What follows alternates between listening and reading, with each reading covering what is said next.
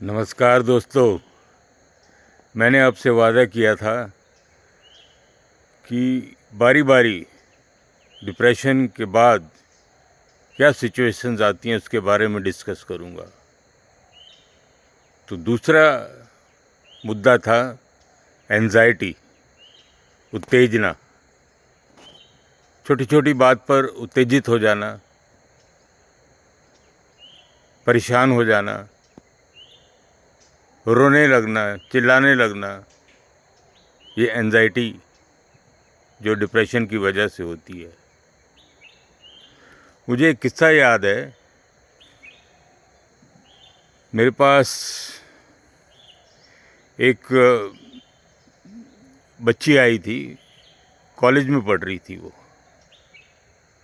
अपने पिता के साथ आई। मेरे ऑफिस में आते ही मुझसे मिली और अचानक ज़ोर ज़ोर से रोने लगी। मैंने पूछा, बेटा क्या बात है, क्यों परेशान हो? वो बहुत भारी थी, वजन में बहुत भारी थी, मोटी सी थी। तो कहने लगी, अंकल मेरी शादी कैसे होगी? मैं इसी वजह से परेशान रहती हूँ, मेरी शादी कैसे होगी? मैंने उससे कहा, बेटा शांत हो जाओ,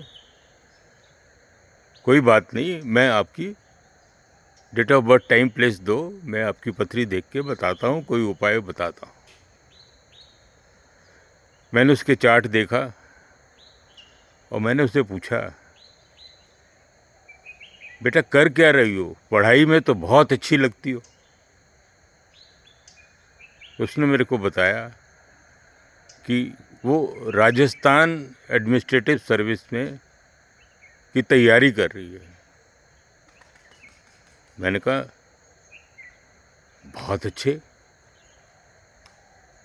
इसे खूब मेहनत से करो और बिल्कुल आप सेलेक्ट हो जाओगे।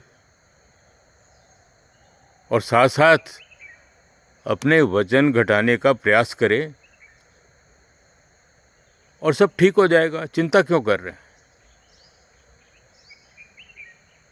तो मेरी इस सलाह के बाद वो चली गई। अचानक कुछ साल बाद देखता हूँ कि वही बच्ची अपने पिता के साथ दोबारा मिठाई का डब्बा लेकर मेरे ऑफिस में आई थी और उसने कहा, uncle I am now posted in Rajasthan near Jaipur, I am the collector of that district. मुझे बहुत खुशी हुई। तो मैंने कहा, तुम परेशान थी? बोली, नहीं, क्योंकि अब मैं कलेक्टर हो गई हूँ तो मेरे शादी के प्रपोज़ल भी आ रहे हैं। मेरे को अब कोई चिंता नहीं है, मेरी शादी भी हो जाएगी। तो देखिए, चार्ट देखकर, हॉरोस्कोप देखकर ये बात पता चली कि उसके एजुकेशन का जो वो था, वो बहुत